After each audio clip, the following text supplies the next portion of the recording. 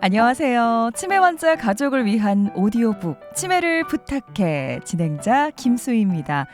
치매 환자 가족을 위한 오디오북은 책을 읽기 어렵거나 집안일이나 일상생활을 하면서도 손쉽게 치매에 대한 정보를 접할 수 있도록 울산광역치매센터에서 제작했습니다. 치매로 진단을 받게 되면 당사자와 가족 모두가 혼란스럽고 당황스럽고 때론 왜 이런 일이 우리에게 왔을까 하고 화가 나기도 할 것 같습니다. 치매 환자를 돌보는 가족을 제2의 환자라고 할 만큼 가족들이 힘들어한다고 하는데요. 치매와 관련된 따뜻한 이야기를 들으며 잠시나마 마음의 휴식을 가질 수 있는 시간이 되시길 바랍니다.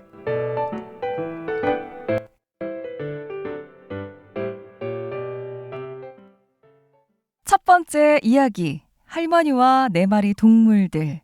글쓴이 김병수, 제작 대구광역치매센터.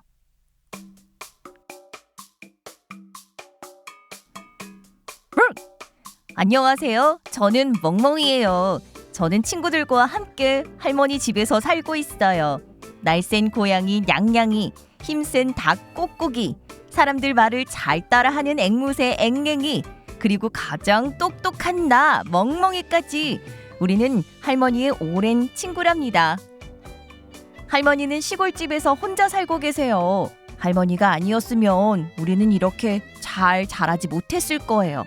왜냐하면 우리가 아주 어릴 때부터 할머니가 우리를 돌봐주셨거든요. 우리는 할머니를 세상에서 제일 사랑한답니다. 그런데 언제부턴가 할머니가 조금씩 달라지셨어요. 내가 지갑을 어디에 뒀더라? 허둥지둥하다가 시장으로 나가시더니 뭘 사러 갔는지 깜빡 잊고 빈손으로 들어오는 일이 많아지셨어요. 또 어떤 날은 냄비를 불 위에 올려놓고 깜빡 잊고 있다가 음식이 까맣게 타버리기도 했어요.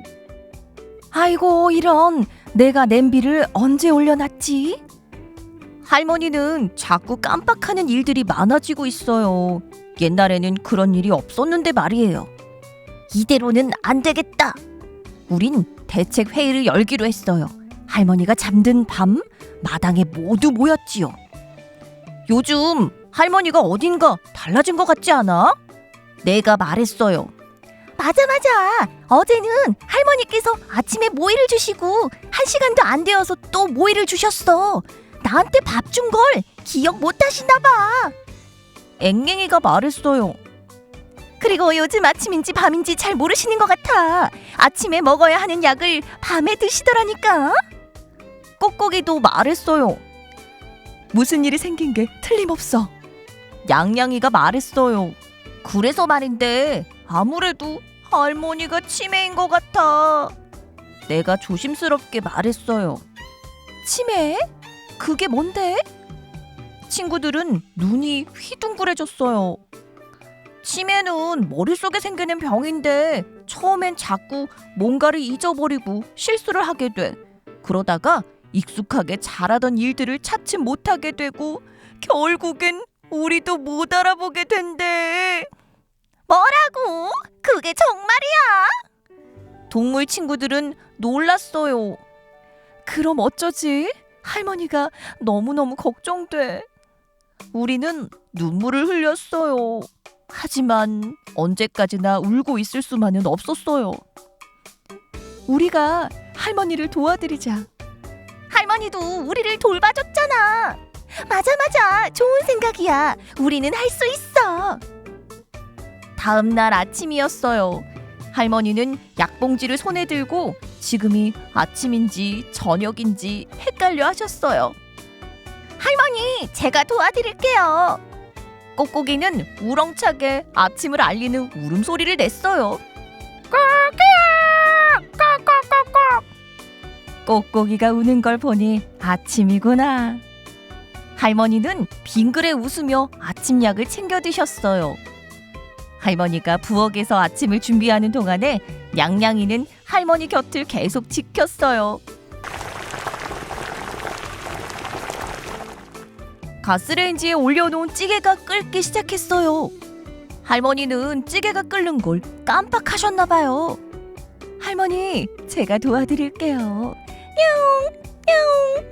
냥냥이는 재빠르게 할머니의 옷깃을 잡고 가스레인지 쪽으로 당겼어요. 아이쿠 냥냥아 고맙구나. 할머니는 냥냥이 덕분에 맛있게 아침밥을 먹을 수 있었어요. 시장에 가서 호박, 당근, 시금치를 사와야지. 할머니는 시장에 가기 전에 외우고 또 외웠어요. 그런데 막상 시장에 도착한 할머니는 아유, 내가 왜 시장에 왔지? 아무리 기억을 떠올려도 머릿속은 새하얗기만 했어요. 아이고, 뭐였더라? 할머니, 제가 도와드릴게요.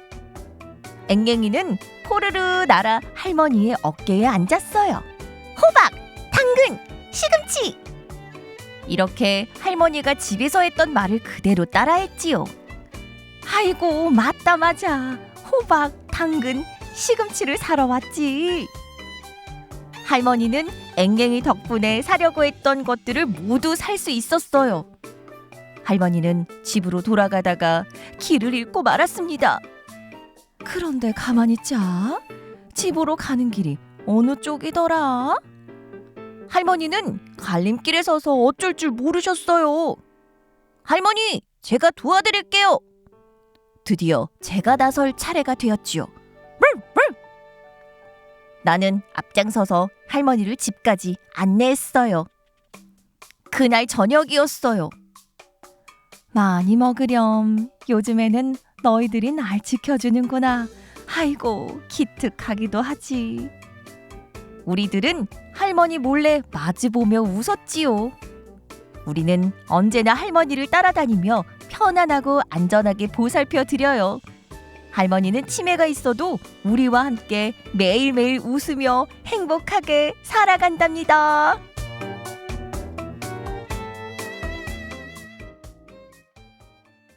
두 번째 이야기. 예쁜 할매 할배 이야기 중 제3편.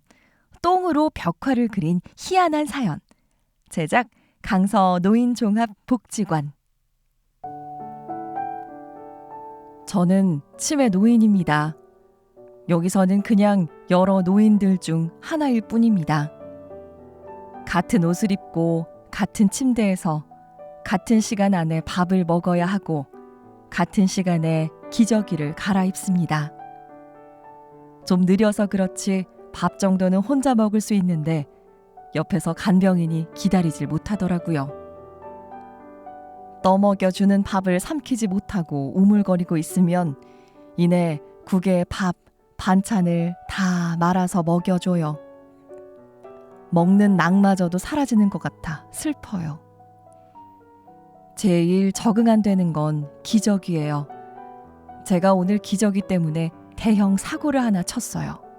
사고 친 이야기 한번 들어보실래요? 기저귀 생활이 1년을 넘어가지만 아직 적응이 안 돼요. 이것저것 하도 약을 많이 먹은 탓인지 늘 물똥이 비실비실 새어 나오는데 처음에는 엉덩이에서 시작해 아랫도리 전체로 뜨뜻한 질감이 번져갑니다. 이내 싸늘하게 식으면 아랫도리가 축축해지지요. 묽은 똥이 통제되지 않고 슬금슬금 어찌나 자주 나오는지 차라리 영원히 변비에 걸렸으면 싶어요. 근데 정해진 시간에만 기저귀를 갈아주기 때문에 간병사가 이 말을 달고 살아요. 아이고 어르신 10분만 기다려주세요. 참는 걸 잘한다 생각했는데 누워만 있으니 10분이 천일 같아요. 천일을 기다려 얻은 엉덩이의 뽀송뽀송한 쾌감도 잠시.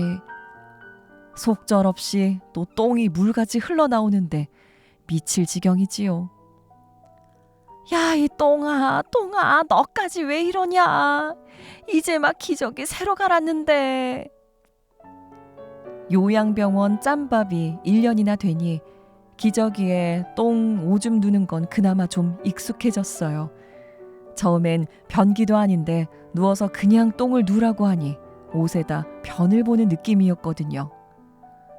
누워서 그냥 옷에다 변 보는 기분 참 묘했습니다. 근데 아직 적응이 안 되는 불편함이 남아 있어요. 원래 좀 예민한 편입니다만 나이 먹고 피부가 더 약해졌는지 기저귀 비닐에 까실까실한 것이 계속 신경을 건드려요.